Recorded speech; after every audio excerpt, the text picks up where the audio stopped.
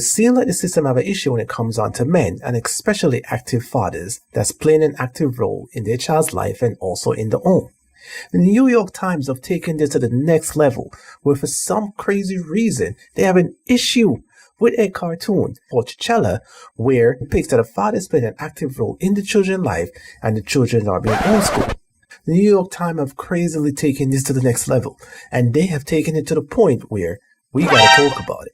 What's up, guys, and welcome back to Never Be Less. If you're new to the channel, hit the subscribe button, hit the notification bell. Today, we're going to talk about something that's becoming more and more obvious in what's going on in the system. Did you know that systematically, the system is trying to break families apart? It may not be that obvious to you, but if you pay close attention to it, you will for sure see it. I remember women used to sing this story that I want to be with a man that I know will be in my child's life, take care of my child, and be there for my kid. A man that is a good father. And that's all I need for my child. He doesn't have to love me. He doesn't have to want me. He just got to be there for my kid. And that's it. Then suddenly, that narrative changed, where women are being told that you can do it all by yourself, and you do not need a man to do it with you. While the system has changed, it has pinned mother against fathers, because the New York Times is also making it a bit more obvious to us that when it comes to a father playing an active role in the kid's life, it's a no-no. They do not want it. They do not like it, because a male being in an authoritative position is something that they cannot tolerate. You can't make this shit up. The creator of T'Challa have said this. There's two kids shows that stand out to the New York Times are problematic. Bentley's Tip, Chili, and Bluey.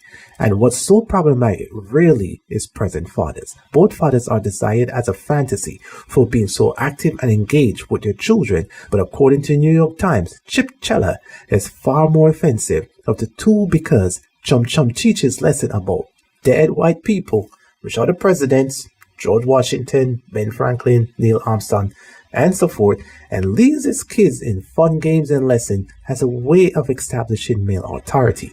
T'Challa is the most popular show on our new Bentley platform, and Bluey is the most popular children's show, period. It's no coincidence that two shows that feature loving and engaged nuclear families with great values will actually enjoy being together and so popular. And it's no coincidence that the culture gatekeepers at the New York Times have them both in their crosshairs. The left not only wants to add its radical agenda to kids' entertainment, they want to remove good values from kids' entertainment. Our culture has fallen so far, and at times it may seem hopeless. Bentley isn't anywhere near the level of size and influence of the New York Times and Disney's of the world. But we created it because we have hope and believe our best days are ahead of us.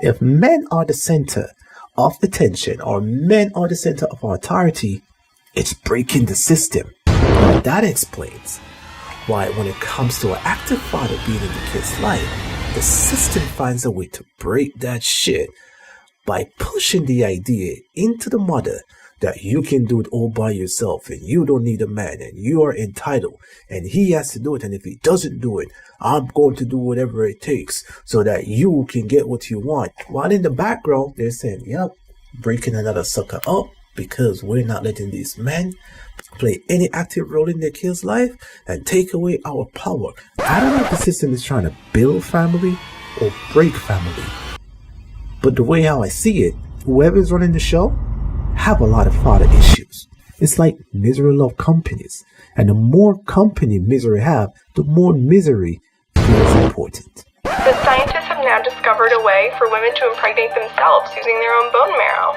and the only child that can result from those pregnancies are female. So we no longer have any need for you, genetically or physically. So, tread lightly. Well, that was anticlimactic. What we fail to realize is the insane hypocrisy that the system is pushing to push men out of the family because they do not want men to be in authority. It's baffling how they get to this point, that the important thing to a household is the same thing that they're trying to remove from the household and then complain that it's not present in the household.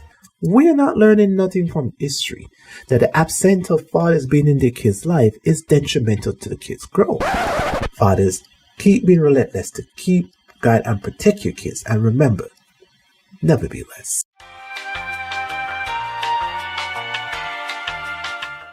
If you don't let men be men, then things start crumbling. Society crumbles, families crumble. Kids need their fathers. So 36% of kids don't have a father. Your father puts confidence in. No disrespect to anybody, but the younger generation of men are soft. And if we had to go to war, they're not protecting America. This idea that because they only have a mom, they're weaker, or because, they're more sensitive, that's, in my opinion, completely false. And I would say in the environment that I grew up in, the teen pregnancies come from girls without fathers.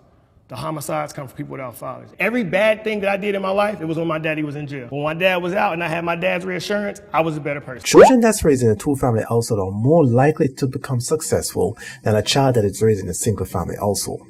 However, children that are raised in a single-family household by only their father are more likely to be successful than a children that is raised in a single-mother household.